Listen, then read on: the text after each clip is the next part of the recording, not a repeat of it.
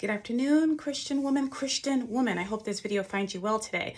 So I stopped by really quick to talk about something a young lady brought up to me some time ago. She was talking about roles, traditional roles. And I'm going to broaden it out because it wasn't just her question. I've heard this question many times in working with clients who are going through premarital counseling. Traditional roles for some folks means, I will, as the woman, take on the household duties, et cetera, et cetera. Now, I'm making this very simplistic. Of course, there's more nuances. And the gentleman, future spouse, will take care of the outdoor duties, mowing the lawn, shoveling snow, painting the house, cleaning out the gutters, repairs both inside of the house, etc. Okay, that's pretty cut and dry.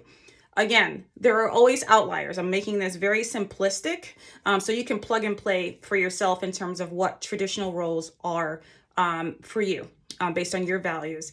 And some of the questions that come up is, who chooses, who takes out the garbage? I don't want to be arguing. There's something simple, it's simple, but we know that people can get into disagreements over the smallest things. And so something as small as taking out the garbage, who does the dishes, for some people that's pretty cut and dry. Okay. But for some others, it gets a little murky. And so I say this depends on who you are as a couple. You're bringing in both of your beliefs, both of your own internal narratives, how you grew up, your world perspective. And so as a couple, before you walk down that road, and yes, these are little things, but as many years as I've been conducting marriage counseling with folks and working with other couples, it's amazing how something small can explode into a big argument. So you want to have these little small conversations early before they fester. And so what I think as an overarching best perspective approach is don't be rigid in your roles. There are folks that are better at some things than not. There are some people that have more strengths in one area or not. And so you don't have to be rigid with roles. So something a little, some little steps to think about in terms of that is having that conversation, by the third or the fourth date. Ideally, most Christian women and most Christian men are dating with the intention for marriage. So I'm talking about this small scope here, this group here. You want to start having those questions, when it's comfortable, how do you see your future spouse? How do you see your role as a father? And vice versa. What do you think about roles in the house if you were to think about a future spouse? Okay, so those are important questions to ask, and more and more. There's a ton of questions people should sprinkle throughout the dating experience. But this is a question that comes up a lot about roles. You don't want to be rigid, because I've seen the other end of that. I got to watch the time. I got a meeting coming up soon. You don't want to be rigid, because on the other end, I've worked with couples, married couples that have been together 15, 20 years, and they have some really tough moments regarding the rigidity of roles.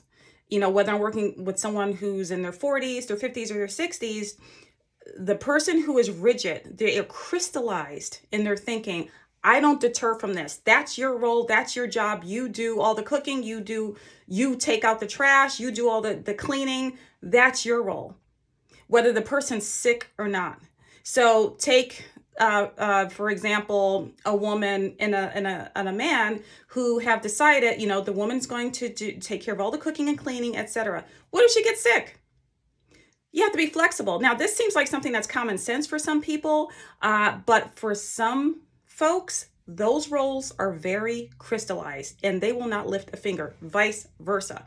So you have to learn how to be flexible and adapt. And you want to look for that personality type when you're dating, because it's not going to change. If you see someone who you feel is stubborn, a stick in the mud, it's their way or the highway, they can't see any other person's perspective, they have very limited insight or no insight, they're very narrow in their views, that's a warning to you.